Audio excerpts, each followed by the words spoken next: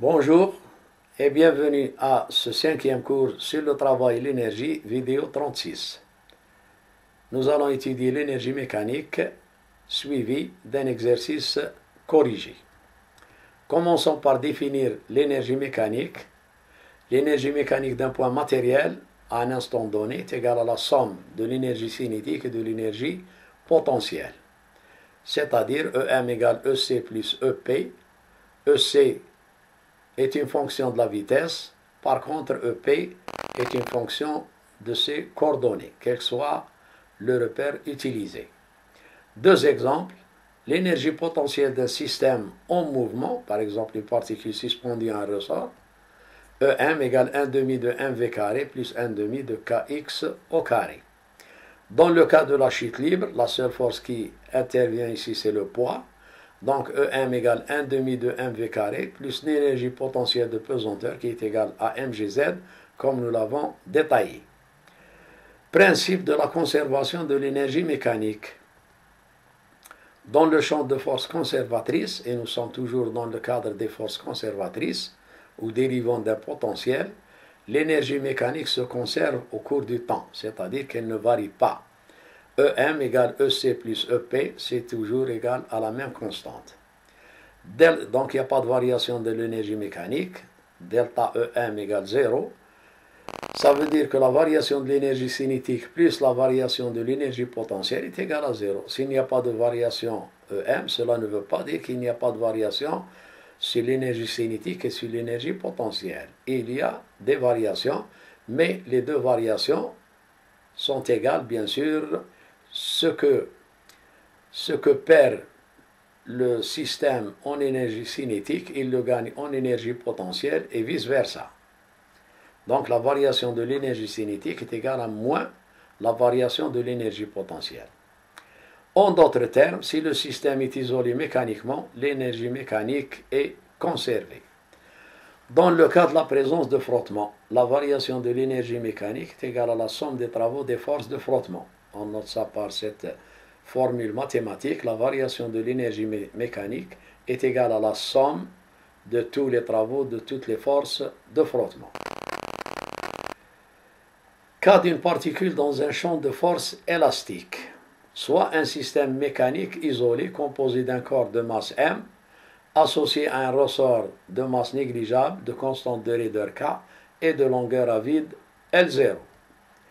Quand le corps se déplace du point A, ce point A, au point B, il est soumis à chaque instant à une force de rappel F égale moins Kx U. La voici. Son allongement est X égale L moins L0. Donc L moins L0 me donne son allongement qui est X. On écrit, bien sûr, la variation de l'énergie cinétique est égale à l'énergie cinétique finale moins l'énergie cinétique initiale, ou bien l'intégrale de FdL, travail élémentaire, de A à B. Donc, c'est l'intégrale de A à B de Fx dx. Autrement dit, moins K intégrale de x dx, ce qui me donne le résultat. Delta EC, c'est égal à 1 demi de Kx au carré, moins 1 demi de kxb au carré. N'oubliez pas qu'il y a ici le signe moins. Sans le signe moins, on aurait 1 demi de kxb au carré, moins 1 demi de kx au carré. Mais ici, on a le moins, donc ça devient ici plus, et ici, ça devient moins. La variation, cette variation d'énergie cinétique est égale à la variation de l'énergie potentielle. D'après le principe de la conservation de l'énergie mécanique, on écrit EM égale EMB, l'énergie mécanique au point A, c'est égal à l'énergie mécanique au point B, il n'y a pas de variation. Ça veut dire que 1 demi de kxa au carré, qui est l'énergie potentielle initiale au point A, plus l'énergie cinétique initiale, c'est-à-dire au point A, est égal à l'énergie potentielle au point B, 1 demi de kxb au carré, plus 1 demi de mvb au carré. Et c'est égal à une constante puisque c'est E1. On comprime maintenant le ressort d'une longueur x égale moins a jusqu'à ce point-là, à partir de sa position d'équilibre, x égale 0. par l'intermédiaire du corps de masse petit m. Puis on abandonne bien sûr le système à lui-même sans vitesse initiale. Ce mouvement, vous l'avez déjà rencontré en cinématique. Le corps est alors animé d'un mouvement rectiligne sinusoïdal entre deux positions extrêmes, x égale moins a et x égale plus a. J'ai représenté ici le corps par son centre de gravité. On a représenté les variations de l'énergie potentielle en fonction de l'allongement x égale L moins L0. La courbe de l'énergie potentielle est celle-là, donc c'est une représentation qualitative et non pas quantitative, il n'y a pas de quantité. Autrement dit, au point moins A, l'énergie potentielle est maximale. Il en est de même au point à l'abscisse plus A. La valeur de l'énergie potentielle pour un ressort, c'est égal à 1/2 de kx au carré. La valeur maximale, donc, c'est égal à 1/2 de Ka au carré. Cette énergie potentielle décroît jusqu'au point O. Ensuite, elle croît.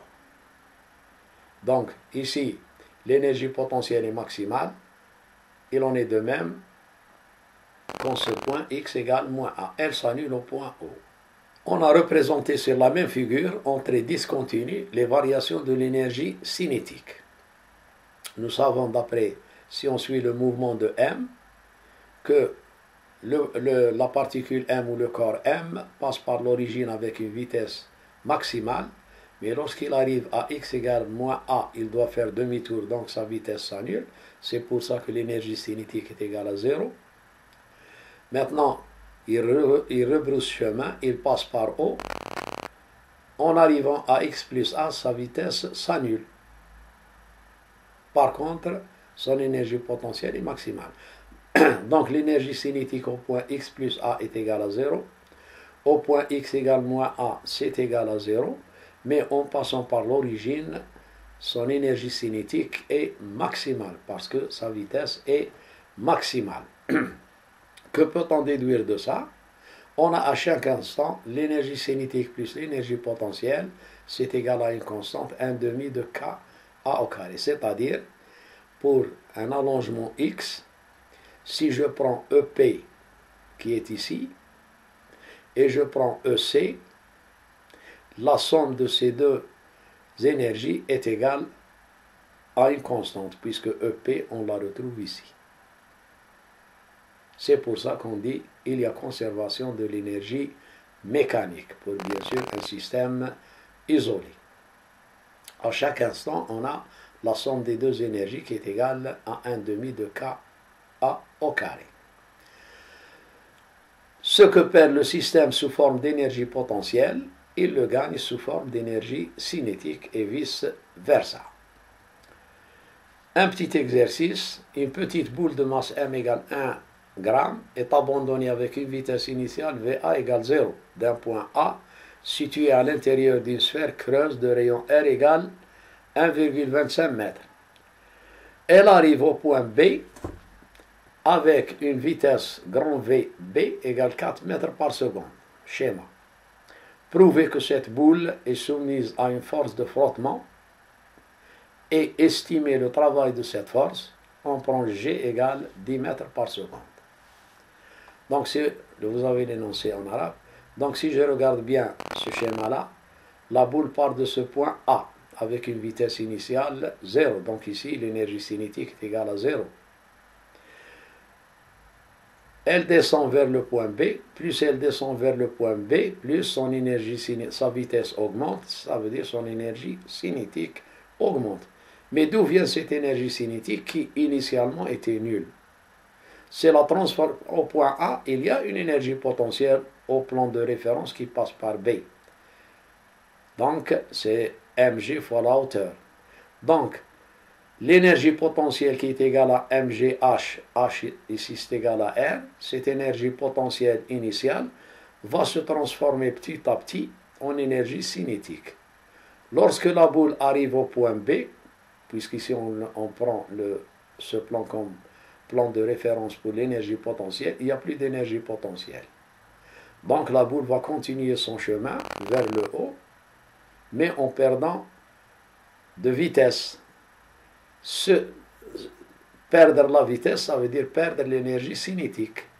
Cette perte d'énergie cinétique va se transformer en énergie potentielle jusqu'à ce que la boule arrive au point C avec la même énergie potentielle qu'elle avait au point A et avec la même vitesse nulle qu'elle avait au point A. Ensuite, bien sûr, elle fait demi-tour, elle va osciller entre A et C en passant par B. Donc, détail, on applique le principe de l'énergie mécanique en absence de frottement. Donc, on suppose qu'il n'y a pas de frottement. La variation de l'énergie mécanique est égale à 0. Ça veut dire que delta EC c'est égal à delta EP, bien sûr, en valeur absolue.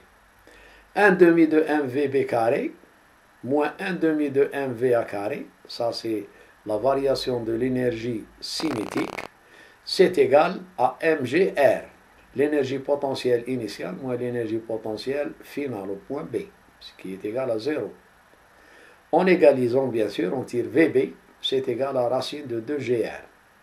On fait l'application numérique, mais seulement on trouve 5 mètres par seconde, ce qui est différent de la valeur donnée ici, Vb égale 4 mètres par seconde.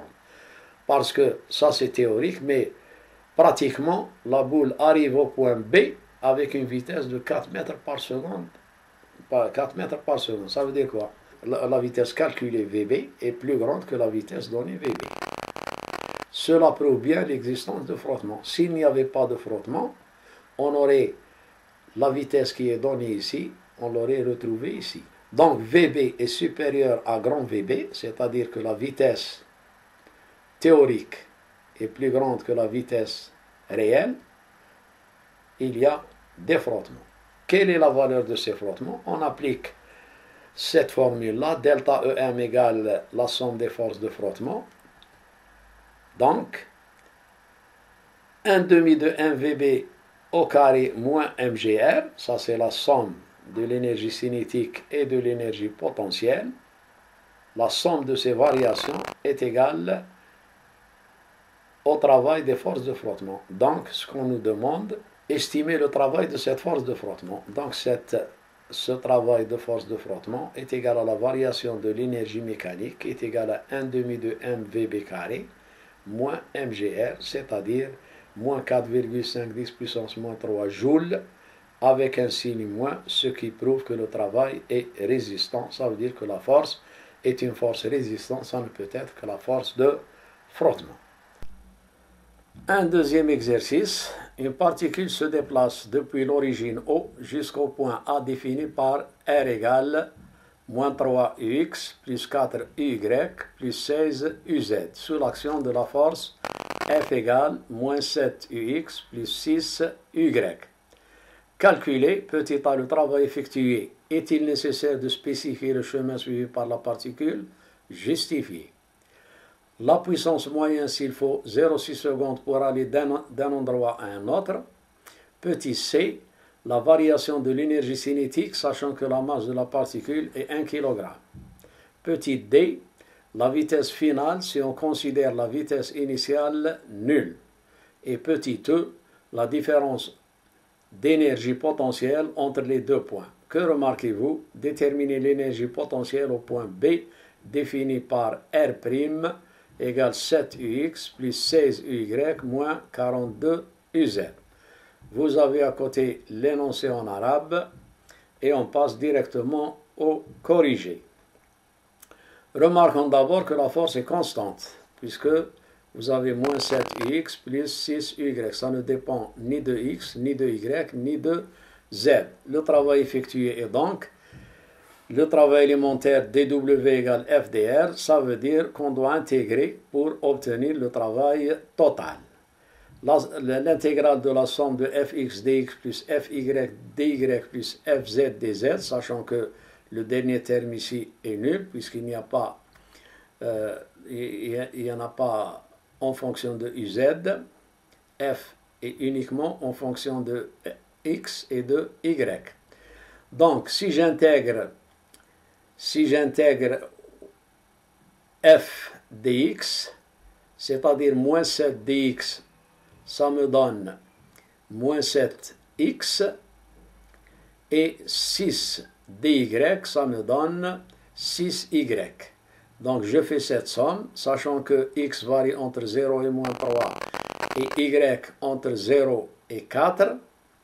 Pourquoi entre 0 et 4? Parce qu'on a r, c'est égal à moins 3ux plus 4y, puisque ça varie de 0 au point A défini par cette expression. Donc de 0 à moins 3 pour x, et y varie de 0 à plus 4.